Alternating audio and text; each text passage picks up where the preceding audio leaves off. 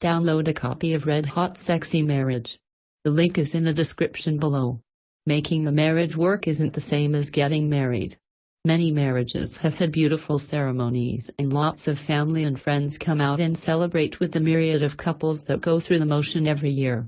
However, after all of the fanfare, the real marriage begins.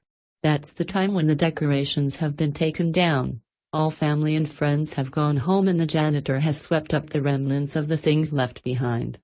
You need to seriously pay attention to your spouse like never before. In order for this journey to be a good one and a successful one, each participant in your union must be committed to the happiness of the other. I didn't say that each participant has to be committed to their own happiness. I said committed to the happiness of your partner. Selfishness will not get you where you want to go.